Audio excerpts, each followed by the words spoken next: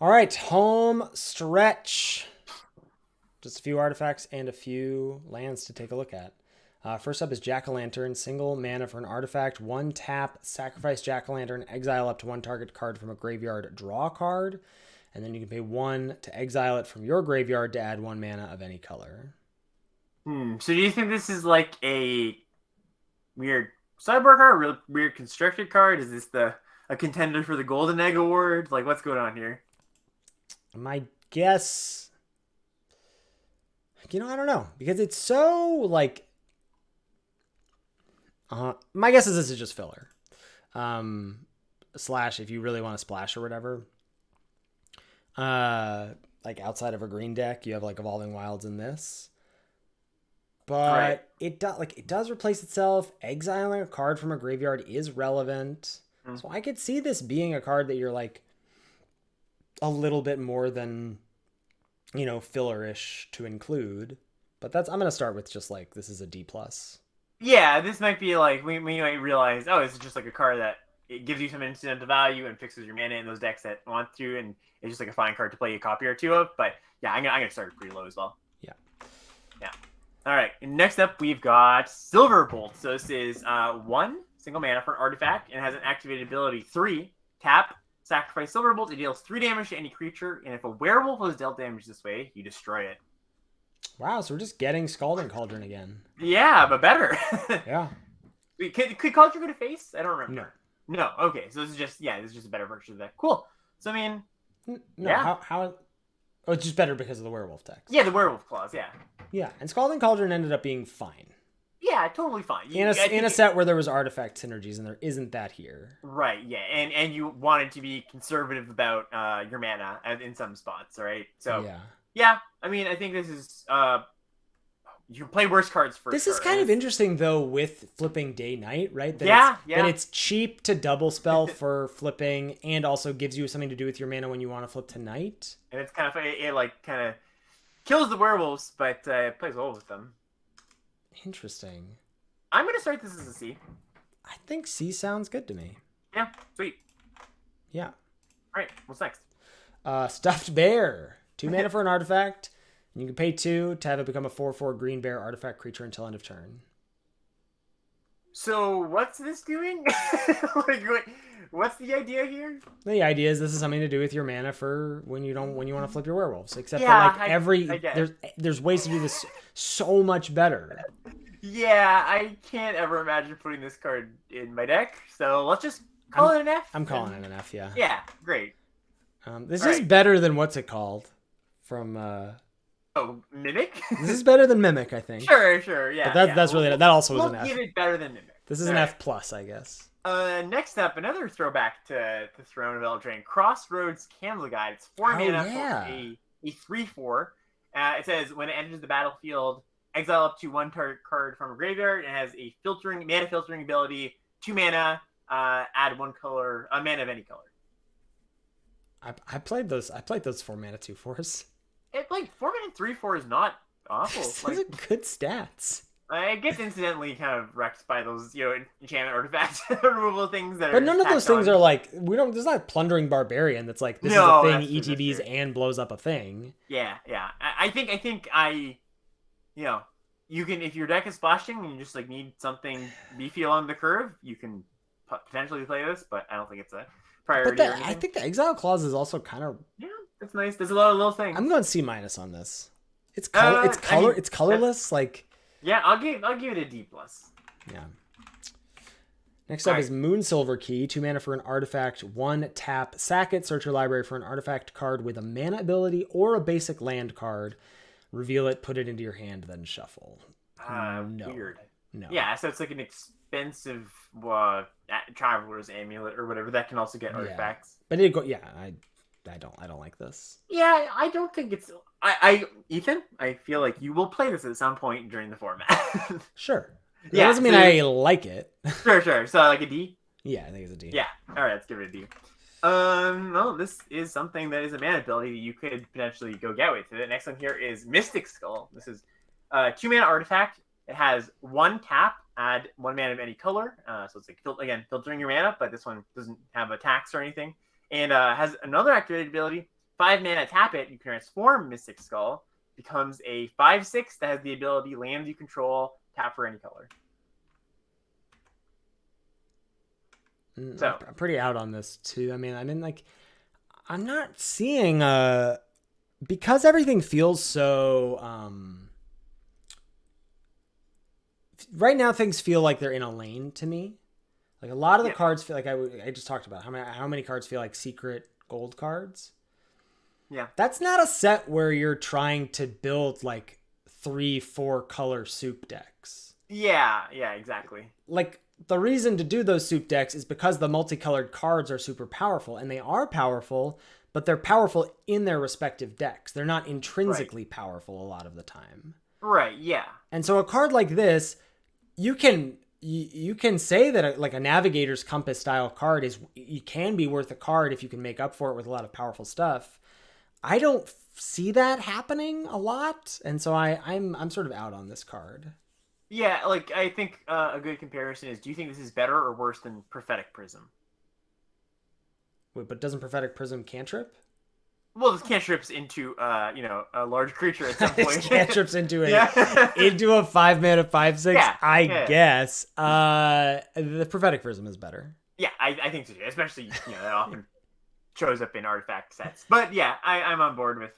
I'm gonna go like D for this. Yeah, I'll give it a D plus. But yeah. Okay, all right. Yeah, we'll check back in if D or D plus is right later on. Yeah, very important on whether Lisa is an A or A plus, and this card is a D or D plus. All right, we got Piffing Needle, a single mana for an artifact. As it enters, you choose a card name. Activated abilities of the sources can't be activated unless they're mana abilities. So it is a constructed card. Don't bring it in. Don't play it. I mean, this is an F. This is an F. This is an F. Even if your opponent has a Planeswalker in their deck and you bring it in game 2, like I imagine you're probably down EV on that a lot of the time, right? Like you are better off trying to combat it with like just like volleying position with your creatures a little bit better rather than bringing the blank when they don't play their Planeswalker. So yeah, I'm off it. Last artifact is the Celestis. 3 mana for a legendary artifact. If it's neither day nor night, it becomes day as the Celestis enters the battlefield. You can tap to add a mana of any color, so a 3 mana, mana rock for any color. 3 tap, if it's night, it becomes day. Otherwise, it becomes night. Activate only as a sorcery. Oh, interesting. So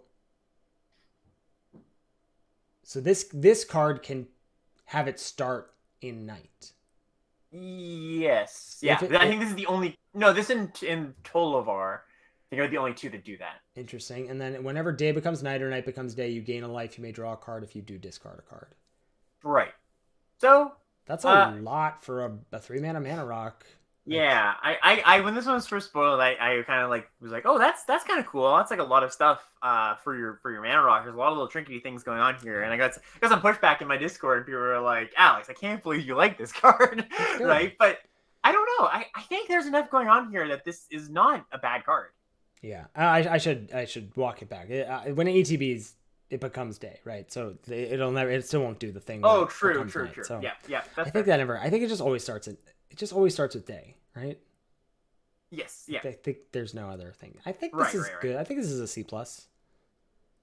Yeah, not every deck's gonna want it. Sure. But if you're splashing, if you're like a little bit of a late game control there, I think it's pretty decent. Like looting plus life gain is a little bit of a nice combo. Right, where you're like gaining life as you're spending mana to not affect the board. So yeah, I'm in it as a C+. Yeah. All right, just a few lands to take a look at here. First up is Evolving Wilds. So land, tap to sack it, search your library for a basic land card, put it on the battlefield, tapped, then shuffle. Yep. We've seen this before. We know how good it is. Basically, I don't think you're super incentivized to splash in the set, but it'll come up in those graveyard decks that are splashing off-color flashback cards, stuff like that. So yeah, C+. Yep, I think so. Next up is on to Field of Ruin here, which is we can jump over this one. This is a constructed card. It's tap, adds colorless mana, 2 tap sack, destroy target non-basic land opponent controls. Each player searches their library for a basic land, puts it on the battlefield and shuffles. Technically, this does fix your mana, but at a pretty bad rate in fixing your opponent's mana sometimes too. So this is just not one you want to play. Yep, F for that one. Then we got this cycle of allied dual lands, Deserted Beach, Haunted Ridge, Overgrown Farmland.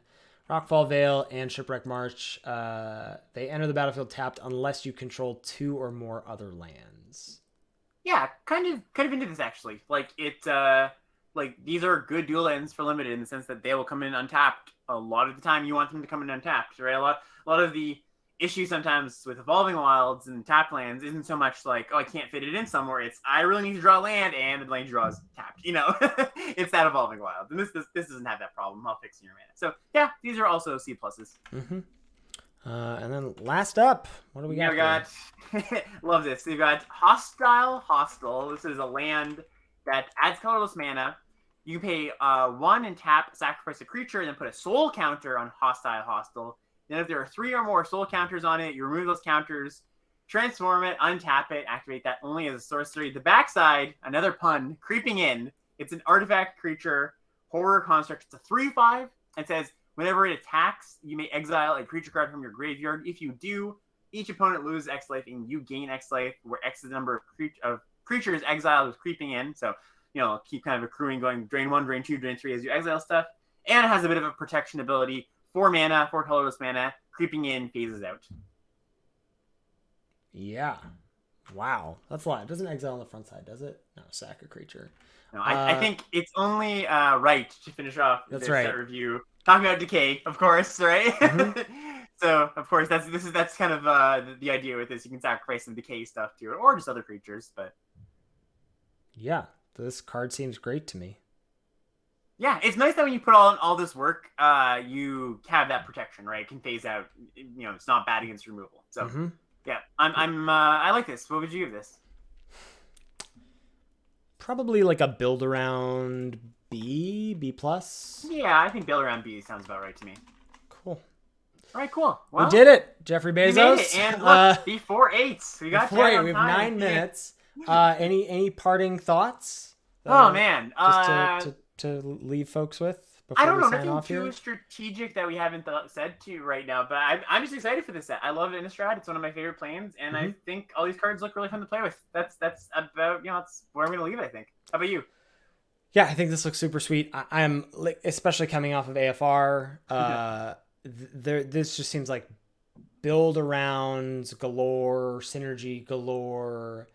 It does seem like very playgroundy. It does seem like they're really trying to bring back a lot of the fan favorites of Limited from previous Innistrad sets with sacrifice synergies, with the flashback spells matter stuff, with obviously the loop-to-loop graveyard stuff. And my hope is that all of that is viable and we have a really cool landscape of stuff to draft. Yeah, totally. I think that's really true. I think they really looked at original Innistrad and were like, what do people like about this set? What were the bangers? And they kind of iterated on those a bit and brought back some old favorites too. So I can't it's sad. Hopefully this set isn't too sweet because we actually have like 2 months to draft it. The next set comes out like early November. Isn't that crazy? That's great. That's good for us. That's good news for us. Yeah, good news for us. 6 weeks is a great cycle for being able to do limited content. Well, I guess that just means in 6 weeks we'll be right back here. Yeah, exactly. We will be back here in 6 weeks. Well, thanks everyone for hanging out, and like I said, we'll catch you next time.